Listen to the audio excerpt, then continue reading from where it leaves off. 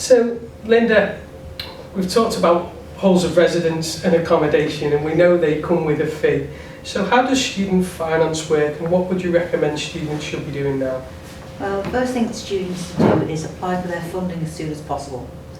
Lots of students believe that they don't have to apply until they know what their A-level results are. But that's August, and you're going to start here at the end of September, so you probably wouldn't know how much you're going to get.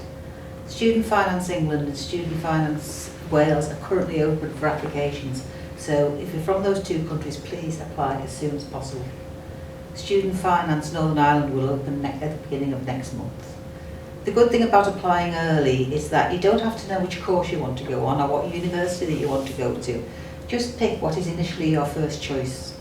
At any time before you start the course, you can go back into your application and change your institution, change your address, change anything you want. So there's no problem. It's a very, very simple application process compared to what it was when you first started many, many years ago.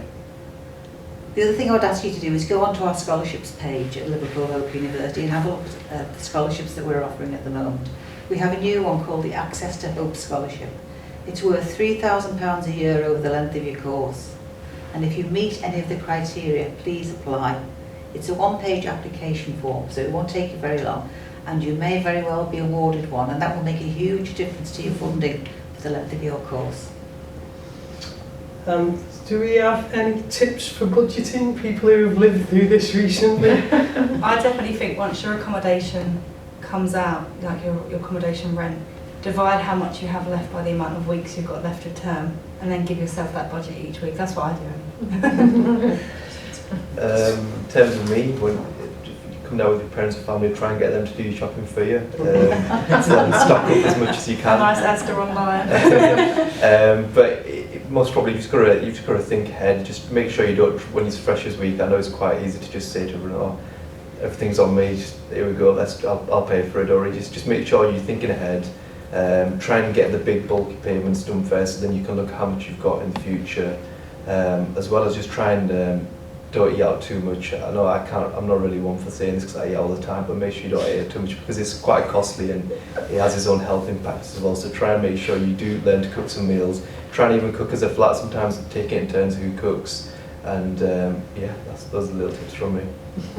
So Jenny, a lot of our students work on campus or have some part-time jobs. Mm-hmm. What's your thoughts on that? On working? Mm-hmm.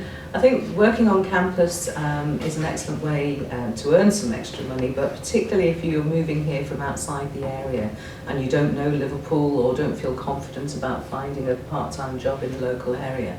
So the jobs that we have here are really varied. You could be working for me, doing some telephone surveys. You could be working in the library or working for Penny and Dave on the front desk of reception. You may be working in catering or even working as a research assistant somewhere. There's lots of different types of jobs that you can do. We ask that you work only up to 10 hours per week because we want you to divide your week up into studying, into working, but also into having some fun and getting to know people. So it's really important that you spread that over the full week so you can get the full experience of being at Liverpool Hope. Thank you.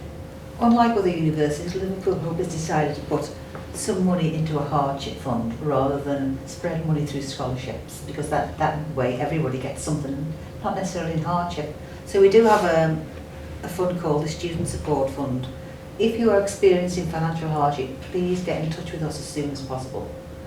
Not saying that we'll be able to help you, but we'll certainly point you in the right direction and perhaps give you some money as well. So it's always a useful thing to know that we have this hardship fund for students.